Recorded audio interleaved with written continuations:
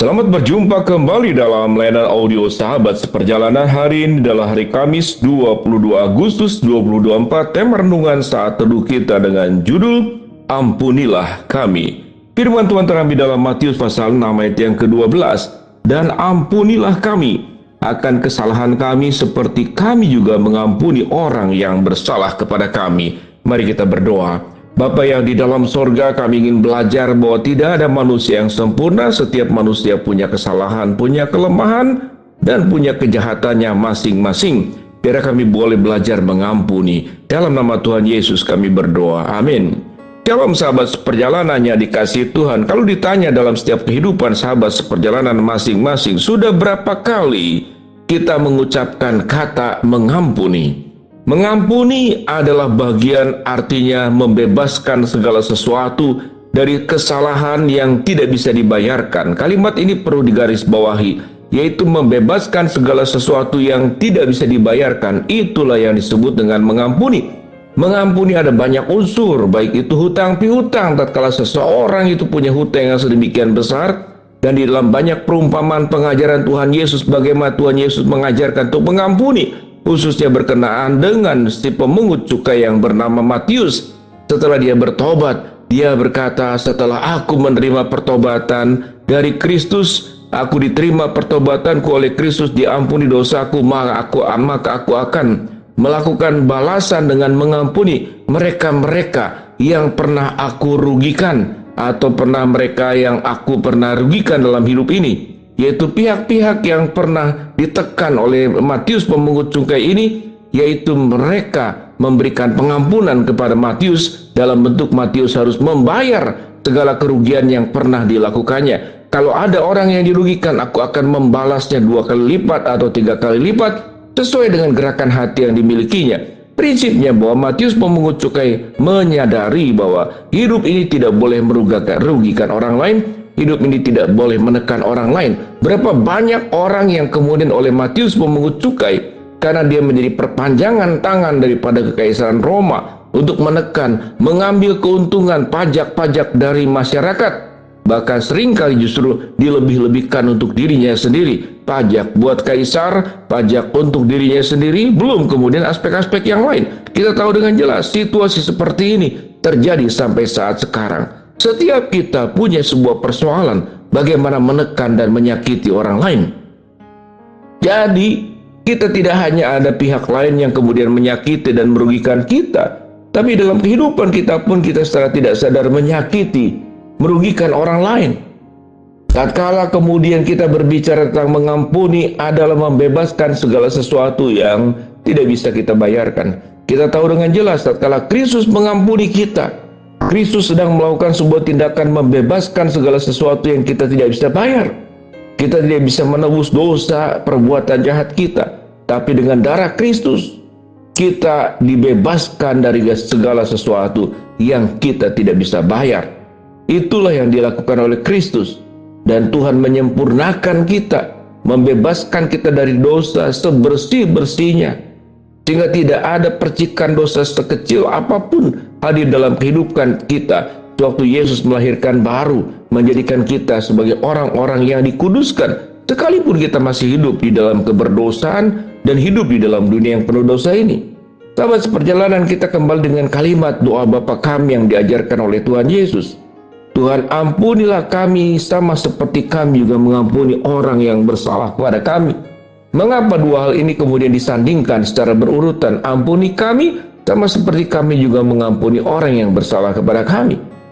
Ternyata urusan mengampuni adalah tidak hanya Tuhan kepada manusia, tetapi kalau Tuhan sudah memberikan contoh pengampunan kepada manusia, maka perintah Tuhan, engkau dipanggil untuk saling mengampuni.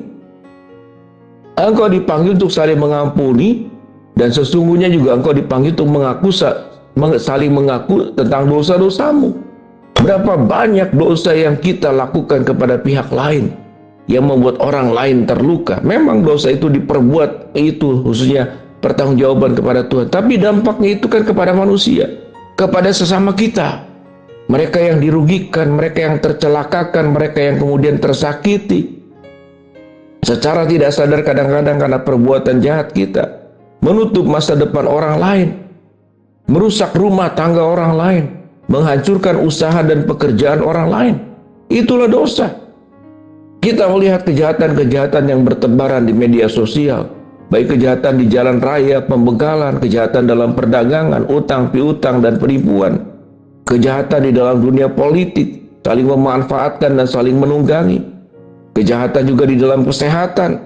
Kita menjual obat yang tahu dengan jelas efek samping obat ini berbahaya, lalu kita menyampaikan bahwa obat ini berguna, tidak punya efek samping. Bukankah itu penipuan? Lalu kemudian disadari efeknya belakang hari, membuat orang itu bukan tambah sembuh, tetapi penyakitnya semakin bertambah parah. Bukankah itu kejahatan?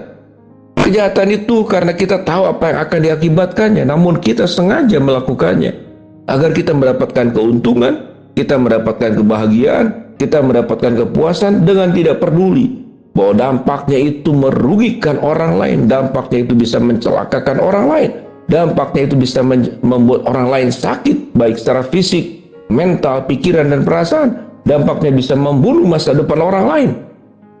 Itu adalah perbuatan jahat yang kita perlu dilakukan dalam rangka mengampuni, adalah saling mengaku keberdosaan kejahatan kita yang tidak hanya diucapkan kepada Allah, tapi engkau ungkapkan kepada orang yang pernah kita lukai. Kemudian dikatakan saling mengampunilah setelah engkau mengaku dosa. Memberikan ampun adalah sebuah tindakan di mana kita juga berharap ada orang lain mengampuni kita waktu kita berbuat salah. Sehingga tindakan seimbang ini antara mengampuni, kemudian juga mengaku dosa, memberikan pengampunan, mengaku dosa, menerima orang lain yang meminta maaf, itu adalah sebuah rangkaian yang tidak bisa terpisahkan. Demikian baik dan luar biasanya firman Tuhan, kesempurnaan pengajaran Tuhan. Tuhan tidak hanya memberikan pengampunan, tapi kita dipanggil untuk saling mengampuni.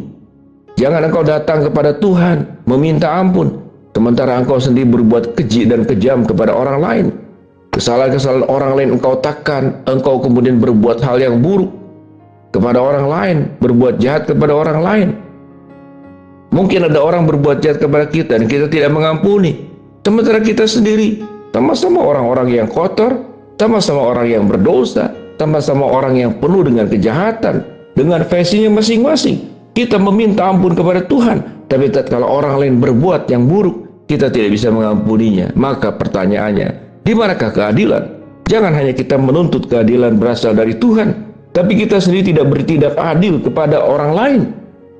Kita tidak bertindak adil, kita hanya ingin mencari senangnya saja. Kita hanya ingin mendapatkan pengampunan, tapi kita tidak mengampuni. Maka kita belajar dari doa Bapa kami, sebuah doa yang luar biasa, yang padat dengan pengajaran, padat dengan makna, padat dengan kebenaran firman Allah. Biarlah sahabat seperjalanan, kalau kita mensyukuri bahwa Tuhan mengampuni kita tanpa batas, biarlah kita belajar mengampuni, karena kita pun buruk, orang lain pun bisa berlaku buruk. Ampunilah mereka dan saling mengaku dosa Allah, maka Tuhan akan dimuliakan lewat hidup kita. Pemungut cukai yang namanya Matius, dia mendapatkan sebuah pembebasan dari sesuatu yang tidak bisa dibayarkan, dan dia juga mengakui dosanya, dan dia akan mempertegas dengan perbuatan, mengembalikan semua hal-hal rampasan yang pernah dilakukannya kepada orang lain. Mari kita berdoa. Bapa dalam surga, hamba-Mu berdoa buat sahabat seperjalanan yang sakit, Tuhan jamah sembuhkan, yang sedang menghadapi masalah, Tuhan bukakan jalan, yang sedang berdoa mengharapkan sesuatu, Tuhan kabulkan dengan cara dan waktunya Tuhan. Dalam nama Tuhan Yesus kami berdoa, amin. Shalom, Tuhan memberkati kita semua.